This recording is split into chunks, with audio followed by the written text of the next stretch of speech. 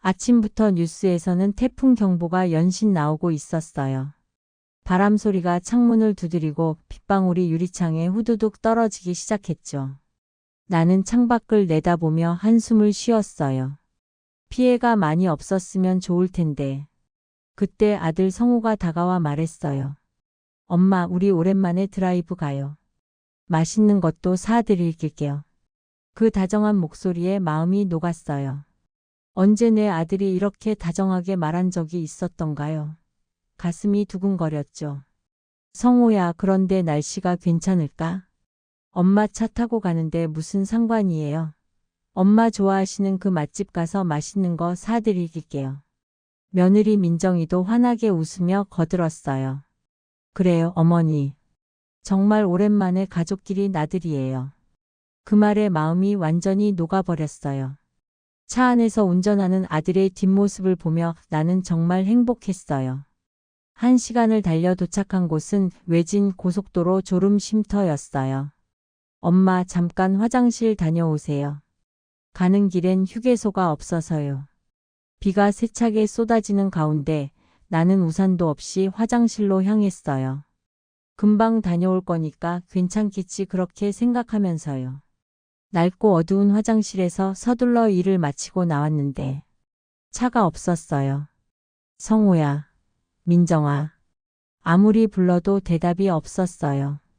빗소리만 요란하게 쏟아졌죠. 핸드폰도 지갑도 없는데 지나가는 차도 없는 외진 곳이었어요. 비는 점점 더 세게 내렸어요. 태풍이 본격적으로 몰아치기 시작했죠. 바람이 나무를 흔들고 빗방울이 얼굴을 때렸어요. 나는 갓길까지 나가 아들 차를 기다렸어요. 하지만 지나가는 차라곤 가끔 보이는 화물차뿐이었어요. 그마저도 이 비바람 속에선 멈추지 않았죠. 나는 완전히 쫄딱 젖었어요. 추위가 뼛속까지 스며들었고 몸이 덜덜 떨렸어요. 얼마나 시간이 흘렀을까요? 속절없이 흐르는 시간 속에서 그제야 깨달았어요. 아들이 정말 나를 버리고 간 거라는 걸요. 오늘 아침에 그 다정한 미소, 드라이브를 가자던 그 말은 모두 거짓말이었어요. 비를 피해 다시 들어간 화장실에서 나는 벽에 기대어 주저앉았어요. 태풍이 몰아치는 가운데 홀로 남겨진 나의 진짜 이야기가 그때부터 시작됐어요. 올해 68살인 나는 남편이 세상을 떠난 뒤 혼자 산 지 벌써 10년이 되었어요. 처음엔 정말 막막했죠. 30년을 함께 산 사람이 갑자기 없어지니까 집안이 텅 빈 것 같았거든요. 아침에 일어나면 습관적으로 남편 밥까지 했다가 차려진 상을 보며 한숨을 쉬곤 했어요. 잘 먹겠습니다. 아무도 대답하지 않는 정적 속에서 나는 자주 눈물을 흘렸어요. 저녁 때가 더 힘들었어요. 텔레비전 뉴스에서 슬픈 소식이 나와도 같이 안타까워할 사람이 없었고 드라마를 보다가 감동적인 장면이 나와도 이야기 나눌 사람이 없으니까 허전하기만 했죠. 가끔 이웃집에서 들려오는 웃음소리에 귀를 기울이곤 했어요. 아빠 목소리, 엄마 목소리, 아이들 웃음소리. 그런 소리들이 들려올 때마다 나는 창문을 살짝 열고 듣곤 했어요. 남의 집 행복한 소리라도 들으면 조금은 덜 외로웠거든요. 그래도 견뎌왔어요. 아들이 있으니까요. 성호가 가끔 전화라도 해주면 그것만으로도 하루가 든든했어요. 물론 통화가 그리 길지는 않았지만요. 어머니 안녕하세요. 잘 지내시죠? 응, 괜찮아. 너희는 어떻게 지내니? 저희는 바빠서 당분간 못 갈 것 같아요. 민정이도 직장 일로 정신없고요. 그렇구나. 몸 건강히 챙기고 살아야 해. 네, 알겠어요. 그럼 이만 끊을게요. 항상 비슷한 대화였어요. 안부 묻고 바쁘다는 말하고 그럼 이만 끊겠습니다 하고. 아쉬웠지만 아들도 바쁜 사업가니까 이해하려 했어요. 사실은 더 오래 이야기하고 싶었죠. 오늘 뭘 했는지, 요즘 뭐가 유행인지, 며느리는 어떻게 지내는지. 묻고 싶은 게 너무 많았거든요. 바쁘다는데 내가 어떻게 붙잡겠어요. 전화를 끊고 나면 한동안 멍하니 앉아 있곤 했죠. 아들 목소리를 좀 더 듣고 싶은데 벌써 끊어버렸네. 다음엔 언제 또 전화가 올까? 그렇게 혼자 저녁을 먹으면서 한숨을 쉬고 뉴스를 보다가도 괜히 허전해지고 매일이 그랬어요. 가끔은 아들네 집에 가고 싶었죠. 하지만 바쁘다고 하니 괜히 방해될까 싶어 가지도 못했어요. 명절이나 생일 때 잠깐 얼굴 보는 게 전부였죠. 그마저도 금세 돌아가곤 했고요. 그런데 몇 달 전이었어요. 평소와는 다른 전화가 걸려왔어요. 보통은 오후에 잠깐 전화하던 애가 그날은 밤늦게 전화를 했어요. 어머니, 저 급한 일이 생겼어요. 성우 목소리가 평소랑 완전히 달랐어요. 떨리고 힘이 없고 뭔가 큰일이 난 것 같았죠. 왜 그래, 성우야? 무슨 일이야? 어디 아픈 건 아니지? 가슴이 철렁 내려앉았어요. 혹시 애나 며느리가 다친 건 아닐까 싶어서요. 아니요, 몸은 괜찮아요. 그게 사업이 완전히 망했어요. 사업? 무슨 소리야? 온라인 유통업을 하고 있었는데요. 주거래처가 갑자기 계약을 파기했어요. 큰 거래처였는데 투자금도 다 날리고 빚만 남았어요. 그 말을 듣는데 머리가 멍해졌어요. 아들이 사업을 한다는 건 알고 있었지만 온라인 유통이 뭔지도 잘 몰랐거든요. 이렇게 다급하게 전화한 건 처음이었어요. 아들은 계속 설명했어요. 처음엔 잘 됐다더니 매출도 늘고 직원도 뽑고 사무실도 옮겼다고 자랑하더니 그 거래처 하나가 계약을 깨면서 모든 게 무너졌다는 거예요.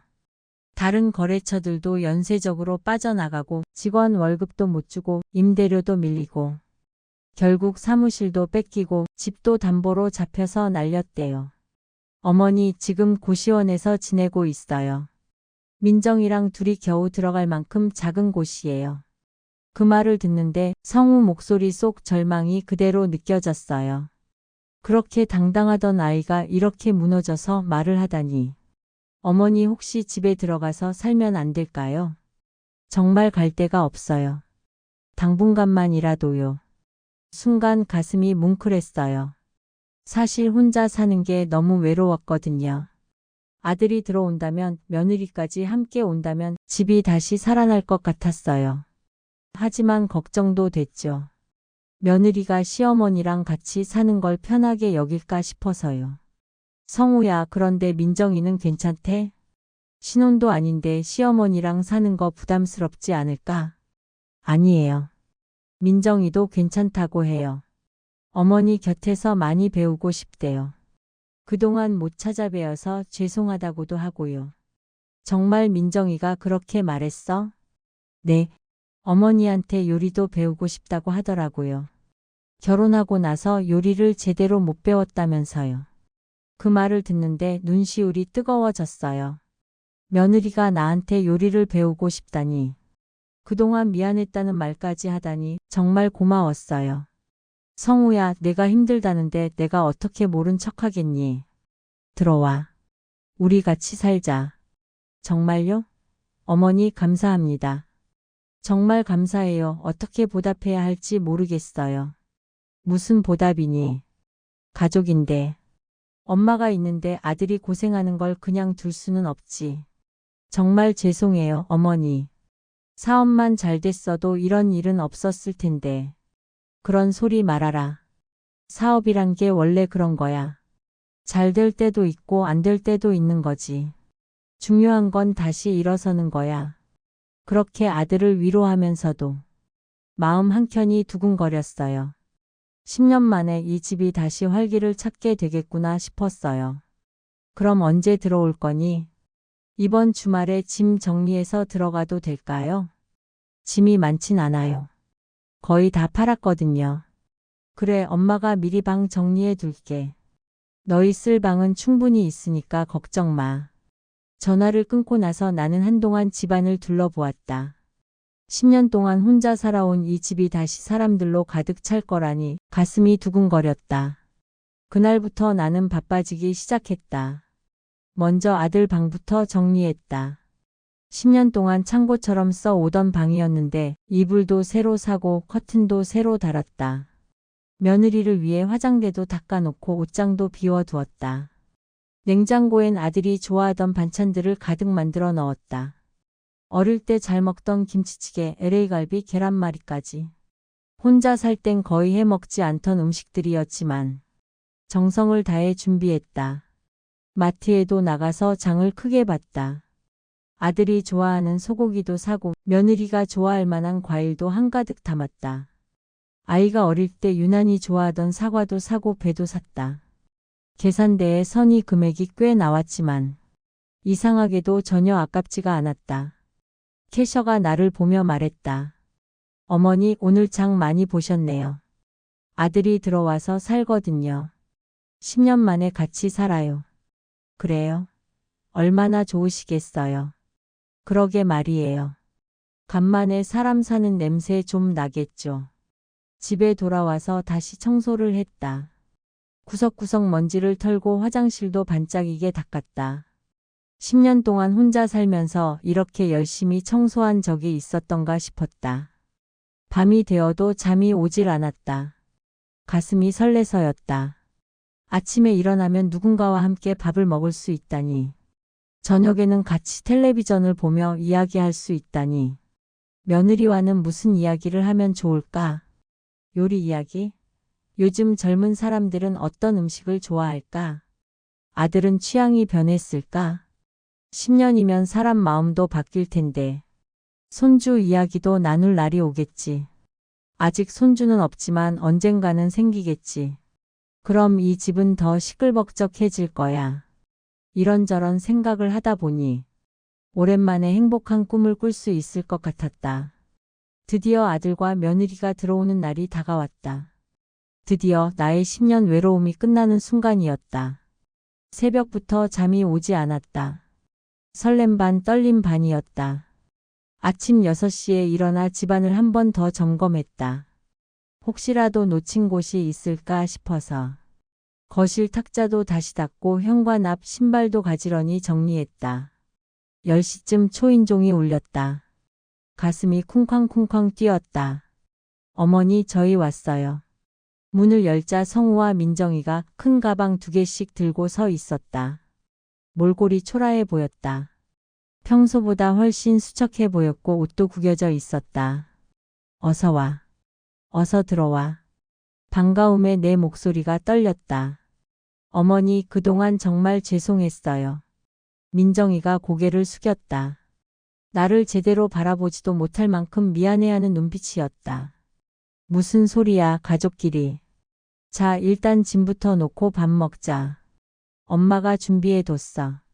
식탁엔 내가 정성껏 준비한 음식들이 가득했다. 성우가 어릴 적 좋아하던 김치찌개, LA갈비, 계란말이, 그리고 갓 지은 따뜻한 밥까지. 우와, 어머니. 이렇게 많이 준비하셨어요? 성우의 눈이 반짝였다. 고시원 생활 동안 이런 집밥이 얼마나 그리웠을까 싶었다. 어머니, 정말 감사해요. 저희 때문에 고생시켜 드려서. 민정이의 눈에도 금세 눈물이 고였다. 그런 소리 하지 마. 이제 우리 함께 사는 거야. 가족이잖아. 세 사람은 오랜만에 한 밥상에 둘러앉았다. 10년 만에 느껴보는 따뜻한 온기였다. 혼자 먹던 밥상이 이렇게 다를 줄이야. 며느리가 맛있어요. 하며 웃는 모습에 나도 덩달아 미소가 났다. 그렇게 첫날이 지나가고 둘째 날, 셋째 날도 평화로웠다. 저녁이면 거실에 모여 TV를 봤다. 예능을 함께 보며 웃고 뉴스 보며 세상 이야기를 나눴다. 그 시간이 정말 좋았다. 10년 동안 혼자 보내던 고요한 저녁이 아니라 사람들의 웃음과 목소리로 가득한 저녁이었으니까. 아, 이게 가족이구나. 이런 게 가족의 온기지. 나는 소파에 앉아 성우와 민정을 바라보며 미소를 지었다. 서로의 웃음소리가 집안에 퍼질 때마다 마음이 따뜻해졌다. 그런데 일주일쯤 지났을까? 어느 저녁 설거지를 하고 있는데 거실에서 민정의 깊은 한숨이 들려왔다. 나는 손을 멈추고 거실로 나갔다. 왜 그래, 어디 아파? 민정은 소파에 앉아 휴대폰을 만지작거리다가 고개를 들었다. 아, 아니에요, 어머님. 말끝을 흐리는 모습이 신경 쓰였다. 나는 그녀 옆에 가서 살짝 앉았다. 뭔데? 나한테 말해봐. 우리끼리 숨길 게 뭐 있어? 잠시 망설이던 민정이 조심스레 입을 열었다. 사실은요, 방이 너무 좁아요. 방이 좁다고? 네. 짐도 많고 옷장도 비좁고 솔직히 좀 답답해요. 그 말에 내 가슴이 철렁 내려앉았다. 아, 그렇구나. 불편했겠네. 민정의 표정을 살펴보니 입술을 꼭 깨물고 있었다. 괜히 미안해졌다. 이렇게 불편하게 살게 둘 수는 없지. 나는 잠시 생각에 잠겼다. 안방은 넓었다. 남편이 살아있을 때부터 함께 쓰던 방이었다. 침대도 크고 붙박이장도 넉넉했다. 사실 나 혼자 쓰기엔 너무 넓은 공간이었다. 작은 방으로 옮겨도 충분했지. 하지만 그 안방은 남편의 추억이 깃든 곳이었다. 아침마다 창문을 열며 그 이를 깨우던 곳, 밤이면 그의 숨결을 느끼며 잠들던 자리. 그런데 민정의 불편한 얼굴을 보니 마음이 굳어졌다. 추억보다 지금 함께 사는 가족이 더 소중하지. 나는 조심스럽게 입을 열었다. 민정아, 내 안방 쓸래? 내가 작은 방으로 옮길게. 민정의 눈이 커졌다. 정말요? 어머님 괜찮으세요? 응, 괜찮아. 나 혼자 쓰기엔 너무 넓더라. 너희가 쓰는 게 낫겠어. 그녀는 잠시 머뭇거리더니 활짝 웃었다. 어머님 정말 감사해요. 이렇게 배려해 주시다니. 그리고는 불이 나게 옆방으로 뛰어갔다. 여보, 어머님이 안방 내주신대. 방 안에서 성우의 목소리가 들렸다. 진짜?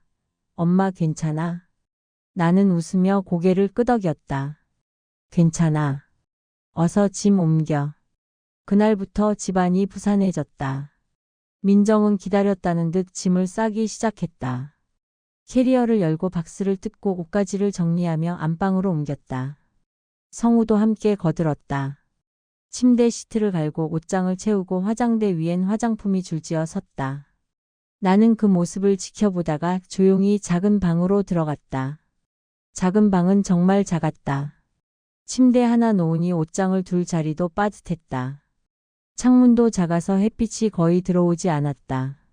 침대에 앉아 한숨이 나왔다. 괜찮아. 이 정도쯤이야. 그런데 가슴 한켠이 텅 비어버린 것 같았다. 안방에서 들려오는 민정의 웃음소리가 이상하게 마음을 불편하게 했다.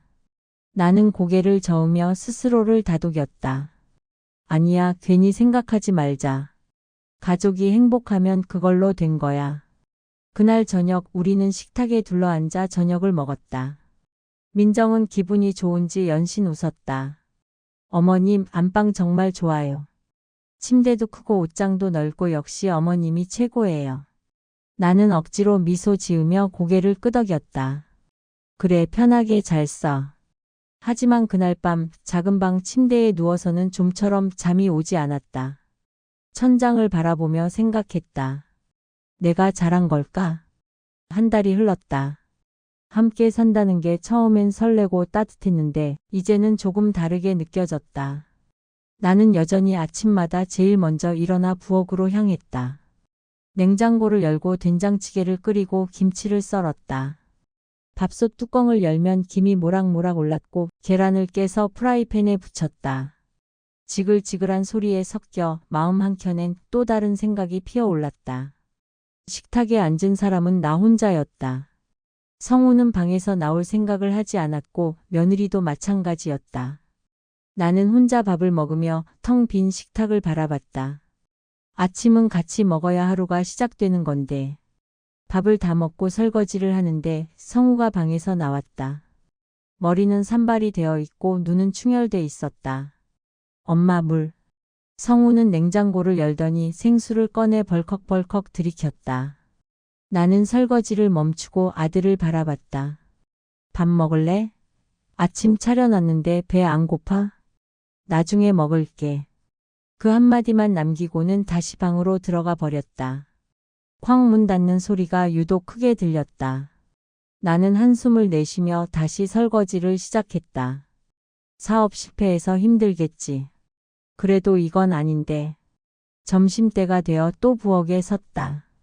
냉장고에서 고기를 꺼내 양념에 재우고 시금치를 데쳐 무쳤다.